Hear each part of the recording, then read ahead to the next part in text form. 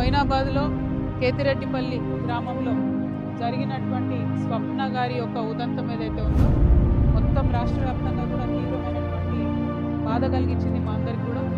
మరి ప్రత్యేకించి ఆడబిడ్డ చదువుకొని లాయర్ అయ్యి ఇవాళ లాయర్ ప్రాక్టీస్ చేసి రేపు మాపు పెళ్లి చేసుకునే వయసులో ఉన్నటువంటి ఆడపిల్లను మరి పర్సనల్ తగాదాలతోని సొంత కుటుంబ సభ్యులే మరి ఈ విధంగా చేయడం అనేది ఎవరం కూడా జీర్ణించుకోలేకపోతా ఉన్నాం.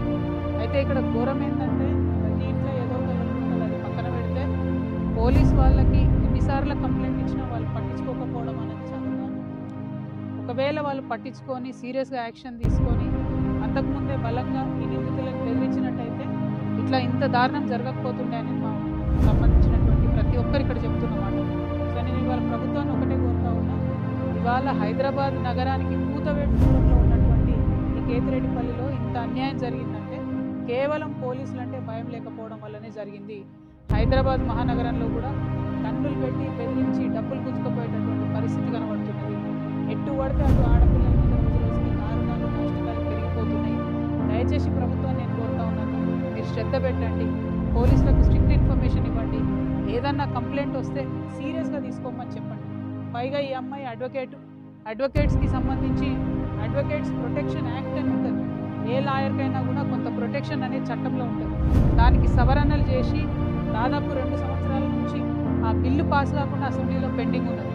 ఆ బిల్లు తొందరగా పాస్ అయ్యేటట్టు చూడాలని కూడా నేను ప్రభుత్వాన్ని డిమాండ్ చేస్తూ ఉన్నాను. ఇక్కడ ఒక ఆడబిడ్డ మీద, ఒక న్యాయవాది మీద జరిగినటువంటి దాడికి తక్షణమే సీఎం గారు స్పందించి మరి ఏదైతే నేరస్తులు జైల్లో ఇప్పటికే పెట్టినారో వారికి శిక్ష తొందరగా పడాలి, ఫాస్ట్ ట్రాక్ కోర్టులో నిలిచిపట్టాలి. లాయర్లందరూ కూడా హైకోర్టులో ధర్నా చేసి మేమెవరం కూడా ఆ నిందితుడికి బెయిల్ వేయబోమని స్పష్టంగా చేసినారు. కాబట్టి మరి త్వరితగతిన ఫాస్ట్ ట్రాక్ కోర్టులో 3 నెలల లోపల శిక్ష పడేది ఫైనల్ చేసేటటువంటి ప్రయత్నం చేయాలి.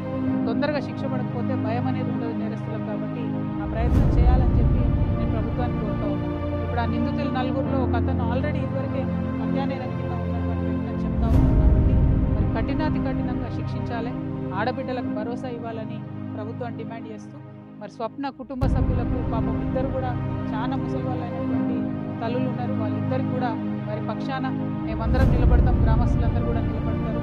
ఆ భగవంతుడు ఆ కుటుంబానికి ధైర్యాన్ని ఇవ్వాలని చెప్పి మనస్ఫూర్తిగా కోరుకుంటూ థ్యాంక్ యూ. జై తెలంగాణ.